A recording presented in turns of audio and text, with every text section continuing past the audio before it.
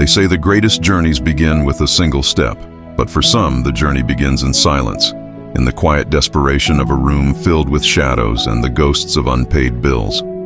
It was in this dimly lit space that we first met him, a man whose name could have been any name, his face a portrait of the everyday struggle. The weight of the world seemed to rest on his slumped shoulders, each bill on the table a paper shackle, binding him to a life he never chose. His eyes, once bright with youthful dreams, were now clouded with exhaustion and a profound sense of being lost.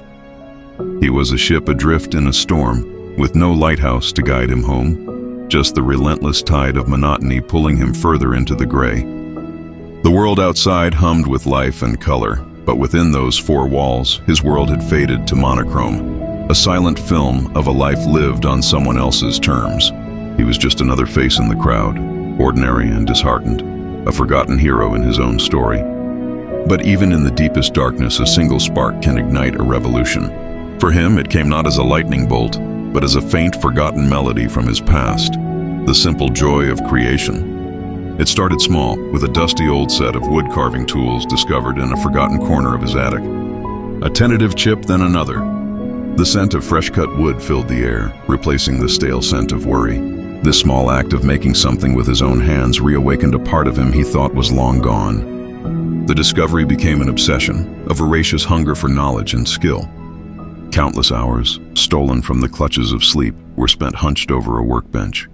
His hands, once soft from shuffling papers, became calloused and strong. He watched tutorials, read old books, and practiced relentlessly, his determination a quiet but powerful force.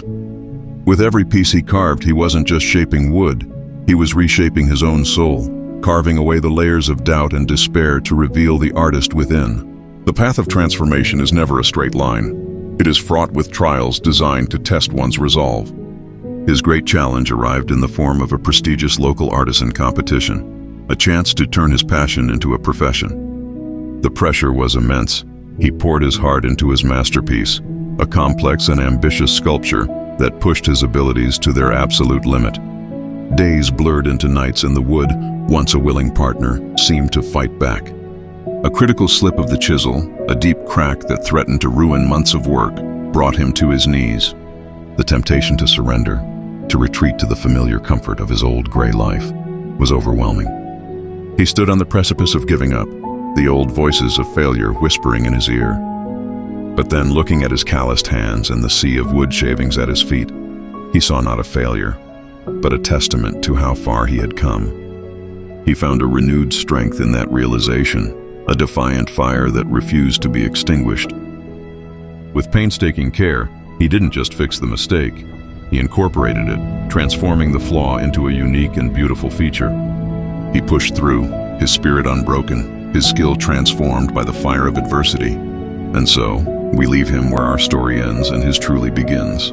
He stands not in a dimly lit room, but on a brightly lit stage, his creation admired by all. The man who was once invisible is now seen, celebrated not just for his art, but for the journey it represents. The bills are gone, replaced by accolades and a sense of purpose. He stands confident and tall, the slump in his shoulders replaced by the posture of a man who has found his place in the world. He looks out not at a wall, but at a horizon teeming with possibility, a bright future he built with his own two hands. His journey from ordinary to extraordinary was not a stroke of luck, but a testament to the power of self-discovery and the unwavering strength of the human spirit. He had not just achieved a dream, he had become the man he was always meant to be.